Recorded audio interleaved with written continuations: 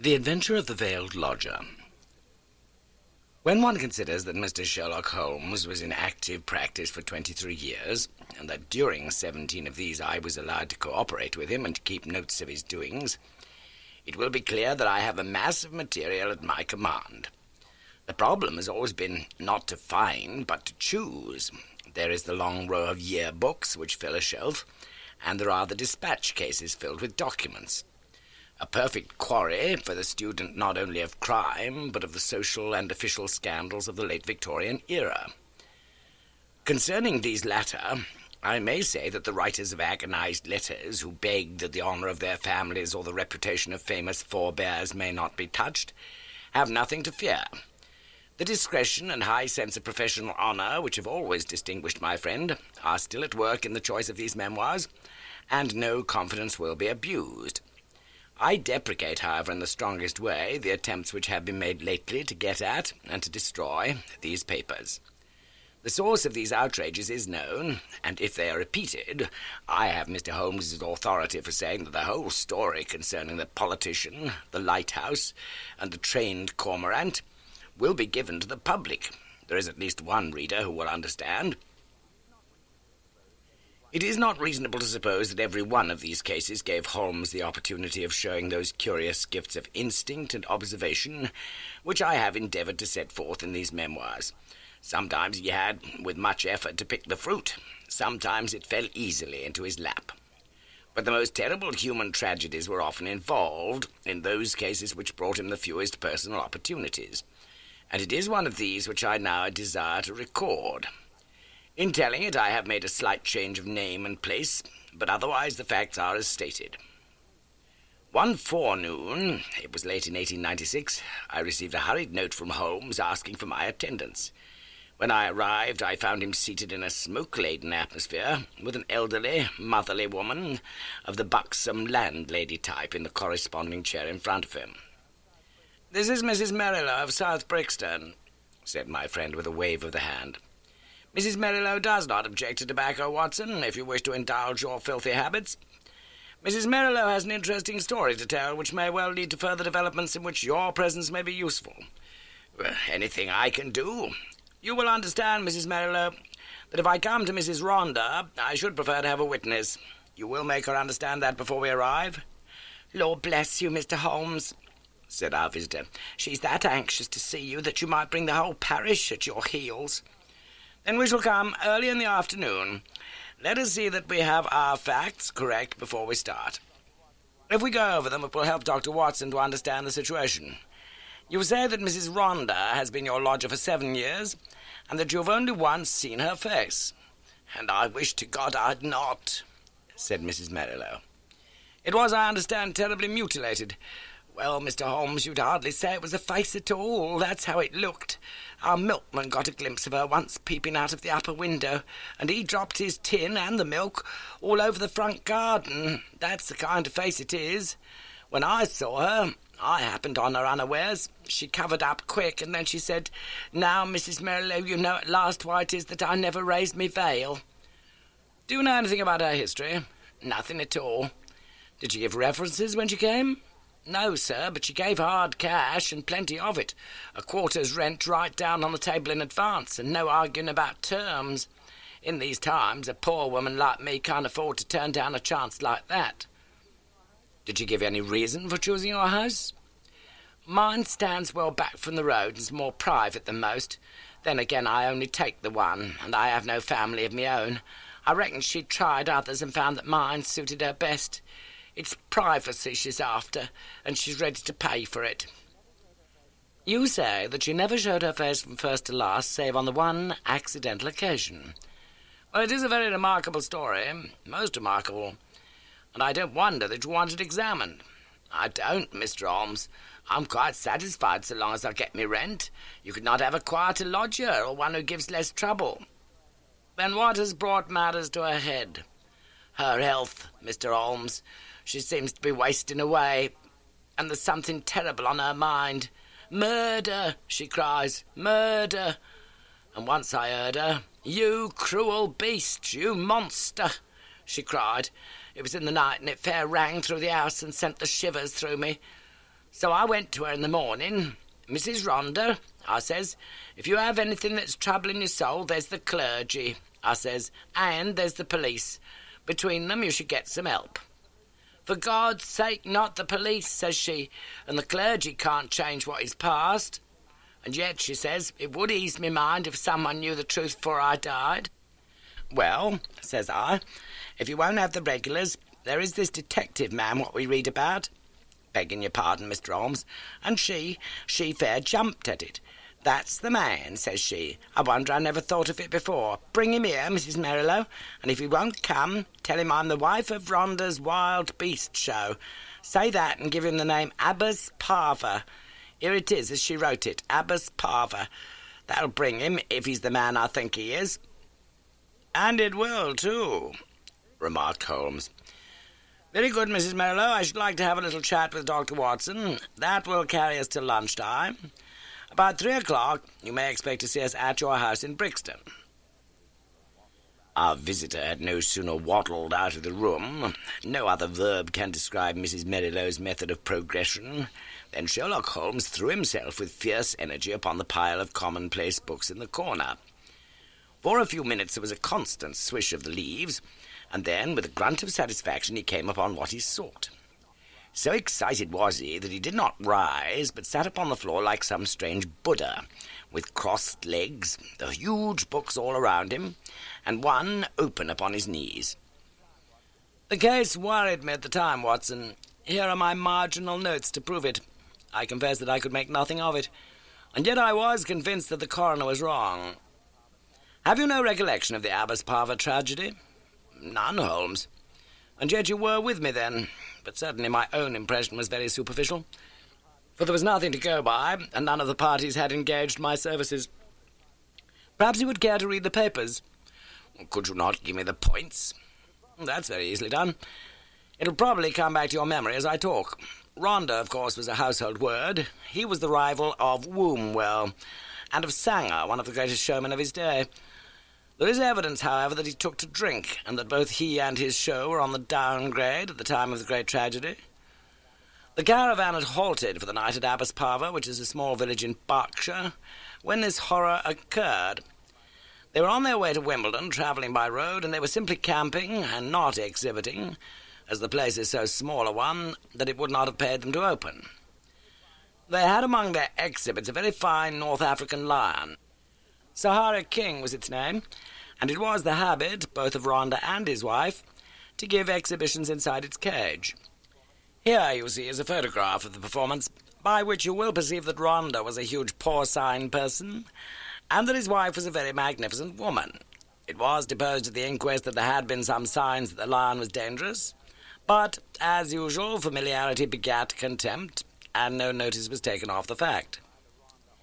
It was usual for either Rhonda or his wife to feed the lion at night. Sometimes one went, sometimes both, but they never allowed anyone else to do it, for they believed that so long as they were the food carriers, he would regard them as benefactors and would never molest them. On this particular night, 7 years ago, they both went, and a very terrible happening followed, the details of which have never been made clear. It seems that the whole camp was roused near midnight by the roars of the animal and the screams of the woman. The different grooms and employees rushed from their tents, carrying lanterns, and by their light an awful sight was revealed. Rhonda lay, with the back of his head crushed in and deep claw marks across his scalp, some 10 yards from the cage, which was open. Close to the door of the cage lay Mrs. Rhonda upon her back, with the creature squatting and snarling above her. It had torn her face in such a fashion that it was never thought that she could live. Several of the circus men, headed by Leonardo, the strong man, and Griggs, the clown, drove the creature off with poles, upon which it sprang back into the cage and was at once locked in. How it had got loose was a mystery. It was conjectured that the pair intended to enter the cage, but that when the door was loosed the creature bounded out upon them. There was no other point of interest in the evidence, save that the woman, in a delirium of agony, kept screaming, "Coward, coward," as she was carried back to the van in which they lived. It was 6 months before she was fit to give evidence, but the inquest was duly held, with the obvious verdict of death from misadventure. What alternative could be conceived? Said I. You may well say so. And yet there were one or two points which worried young Edmonds of the Berkshire Constabulary. A smart lad, that. He was sent later to Allahabad. That was how I came into the matter, for he dropped in and smoked a pipe or two over it. A thin, yellow-haired man? Exactly. I was sure you would pick up the trail presently. But what worried him? Well, we were both worried. It was so deucedly difficult to reconstruct the affair. Look at it from the lion's point of view. He is liberated. What does he do? He takes half a dozen bounds forward, which brings him to Rhonda. Rhonda turns to fly. The claw marks were on the back of his head. But the lion strikes him down. Then, instead of bounding on and escaping, he returns to the woman, who was close to the cage, and he knocks her over and chews her face up. Then again, those cries of hers would seem to imply that her husband had in some way failed her. What could the poor devil have done to help her? You see the difficulty? Quite. And then there was another thing. It comes back to me now as I think it over. There was some evidence that just at the time the lion roared and the woman screamed, a man began shouting in terror. This man Rhonda, no doubt. Well, if his skull was smashed in, you would hardly expect to hear from him again. There were at least 2 witnesses who spoke of the cries of a man being mingled with those of a woman. I should think the whole camp was crying out by then. As to the other points, I think I could suggest a solution. I should be glad to consider it. Well, the 2 were together 10 yards from the cage when the lion got loose. The man turned and was struck down. The woman conceived the idea of getting into the cage and shutting the door. It was her only refuge. She made for it, and just as she reached it, the beast bounded after her and knocked her over. She was angry with her husband for having encouraged the beast's rage by turning. If they had faced it, they might have cowed it. Hence her cries of coward. Brilliant, Watson. Only one flaw in your diamond. What is the flaw, Holmes? If they were both 10 paces from the cage, how came the beast to get loose? Is it possible that they had some enemy who loosed it? And why should it attack them savagely when it was in the habit of playing with them and doing tricks with them inside the cage? Possibly the same enemy had done something to enrage it. Holmes looked thoughtful and remained in silence for some moments. Well, Watson, there is this to be said for your theory. Rhonda was a man of many enemies. Edmonds told me that in his cups he was horrible. A huge bully of a man. He cursed and slashed at everyone who came in his way. I expect those cries about a monster, of which our visitor has spoken, were nocturnal reminiscences of the dear departed. However, our speculations are futile until we have all the facts. There's a cold partridge on the sideboard, Watson, and a bottle of Montrachet. Let us renew our energies before we make a fresh call upon them. When our hansom deposited us at the house of Mrs. Merrilow, we found that plump lady blocking up the open door of our humble but retired abode. It was very clear that her chief preoccupation was lest she should lose a valuable lodger, and she implored us, before showing us up, to say and do nothing which could lead to so undesirable an end.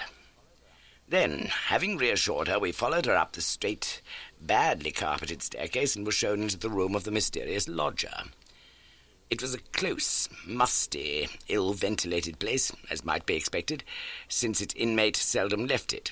From keeping beasts in a cage, the woman seemed, by some retribution of fate, to have become herself a beast in a cage.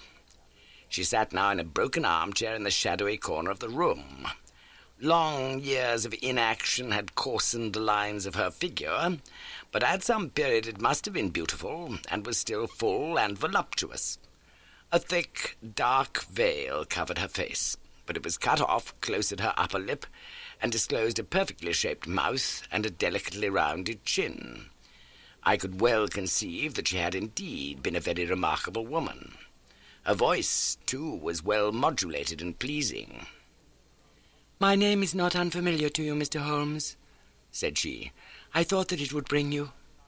"That is so, madam, though I do not know how you are aware that I was interested in your case." "I learned it when I'd recovered my health and was examined by Mr. Edmonds, the county detective. I fear I lied to him, Perhaps it would have been wiser had I told the truth. It is usually wiser to tell the truth. But why did you lie to him? Because the fate of someone else depended upon it. I know that he was a very worthless being, and yet I would not have his destruction upon my conscience. We had been so close, so close. But has this impediment been removed? Yes, sir. The person that I allude to is dead. Then why should you not now tell the police anything you know? Because there is another person to be considered. That other person is myself. I could not stand the scandal and publicity which would come from a police examination. I have not long to live, but I wish to die undisturbed. And yet I wanted to find one man of judgment to whom I could tell my terrible story, so that when I'm gone, all might be understood. You compliment me, madam. At the same time, I am a responsible person. I do not promise you that when you have spoken, I may not myself think it my duty to refer the case to the police. I think not, Mr. Holmes. I know your character and methods too well, for I have followed your work for some years. Reading is the only pleasure which fate has left me, and I miss little which passes in the world. But in any case, I will take my chance of the use which you may make of my tragedy. It will ease my mind to tell it. My friend and I would be glad to hear it. The woman rose and took from a drawer the photograph of a man. He was clearly a professional acrobat, a man of magnificent physique, taken with his huge arms folded across his swollen chest, and a smile breaking from under his heavy moustache, the self-satisfied smile of the man of many conquests. "That is Leonardo," she said. Leonardo, the strong man, who gave evidence? "The same. And this is my husband." It was a dreadful face, a human pig, or rather a human wild boar, for it was formidable in its bestiality. One could imagine that vile mouth champing and foaming in its rage, and one could conceive those small vicious eyes darting pure malignancy as they looked forth upon the world. Ruffian, bully, beast. It was all written on that heavy-jowled face. Those two pictures will help you gentlemen to understand the story. I was a poor circus girl brought up on the sawdust, and doing springs through the hoop before I was 10. When I became a woman, this man loved me, if such lust as his can be called love, and in an evil moment I became his wife. From that day I was in hell, and he the devil who tormented me. There was no one in the show who did not know of his treatment. He deserted me for others. He tied me down and lashed me with his riding whip when I complained. They all pitied me, and they all loathed him. But what could they do? They feared him, one and all, for he was terrible at all times, and murderous when he was drunk. Again and again he was had up for assault, and for cruelty to the beasts, but he had plenty of money, and the fines were nothing to him. The best men all left us, and the show began to go downhill. It was only Leonardo and I who kept it up, with little Jimmy Griggs, the clown. Poor devil, he had not much to be funny about, but he did what he could to hold things together. Then Leonardo came more and more into my life. You see what he was like. I know now the poor spirit that was hidden in that splendid body, but compared to my husband he seemed like the angel Gabriel. He pitied me and helped me, till at last our intimacy turned to love, deep, deep, passionate love, such love as I dreamed of but never hoped to feel. My husband suspected it, but I think that he was a coward as well as a bully, and that Leonardo was the one man that he was afraid of. He took revenge in his own way by torturing me more than ever. One night my cries brought Leonardo to the door of our van. We were near tragedy that night, and soon my lover and I understood that it could not be avoided. My husband was not fit to live. We planned that he should die. Leonardo had a clever, scheming brain. It was he who planned it. I do not say that to blame him, for I was ready to go with him every inch of the way. But I should never have had the wit to think of such a plan. We made a club. Leonardo made it, and in the leaden head he fastened 5 long steel nails, the points outward, with just such a spread as the lion's paw. This was to give my husband his death blow, and yet to leave the evidence that it was the lion which we would loose who had done the deed. It was a pitch-dark night when my husband and I went down, as was our custom, to feed the beast. We carried with us the raw meat in a zinc pail. Leonardo was waiting at the corner of the big van, which we should have to pass before we reached the cage. He was too slow, and we walked past him before he could strike, but he followed us on tiptoe, and I heard the crash as the club smashed my husband's skull. My heart leaped with joy at the sound. I sprang forward, and I undid the catch which held the door of the great lion's cage. And then the terrible thing happened.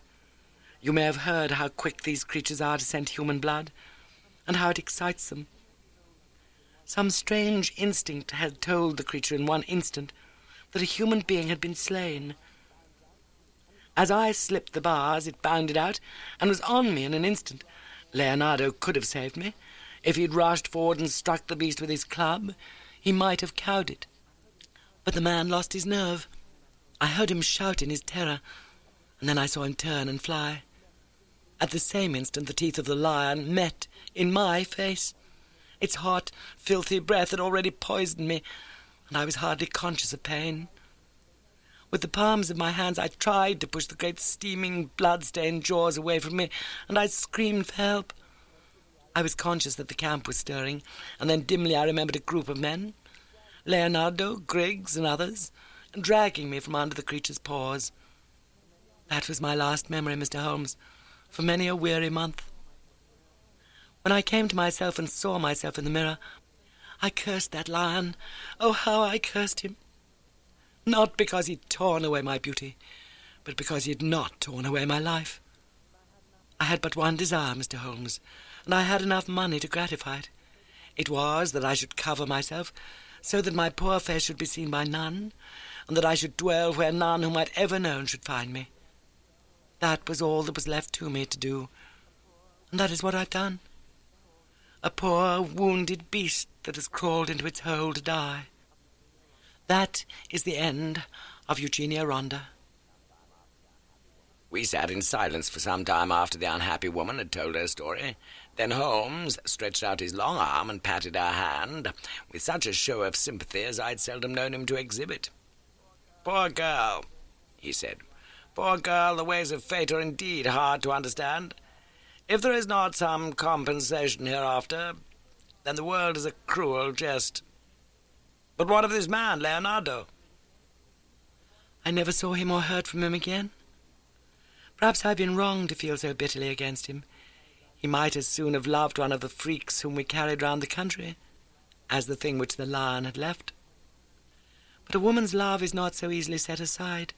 He had left me under the beast's claws. He had deserted me in my need. And yet I could not bring myself to give him to the gallows. For myself, I cared nothing what became of me. What could be more dreadful than my actual life?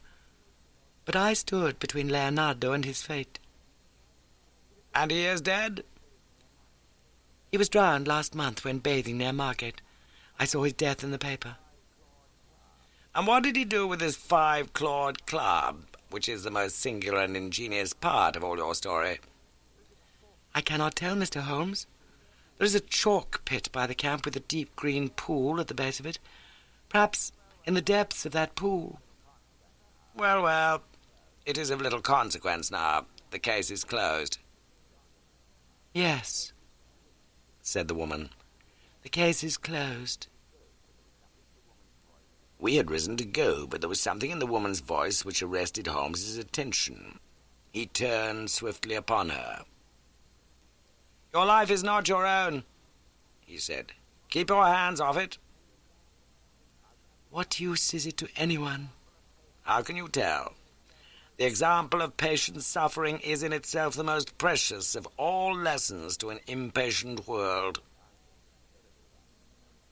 The woman's answer was a terrible one. She raised her veil and stepped forward into the light. "I wonder if you would bear it." she said. It was horrible. No words can describe the framework of a face when the face itself is gone. Two living and beautiful brown eyes, looking sadly out from that grisly ruin, did but make the view more awful. Holmes held up his hand in a gesture of pity and protest, and together we left the room. 2 days later, when I called upon my friend, he pointed with some pride to a small blue bottle upon his mantelpiece. I picked it up. There was a red poison label. A pleasant almondy odour rose when I opened it. "Prussic acid?" said I. "Exactly. It came by post. I send you my temptation. I will follow your advice." That was the message.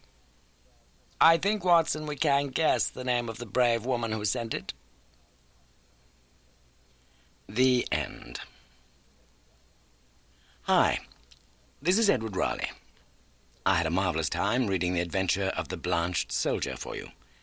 If you'd like to listen to more of Sherlock Holmes' mysteries, look for A Case of Identity, The Adventure of the Musgrave Ritual, and The Speckled Band. They're all available on paperback audio.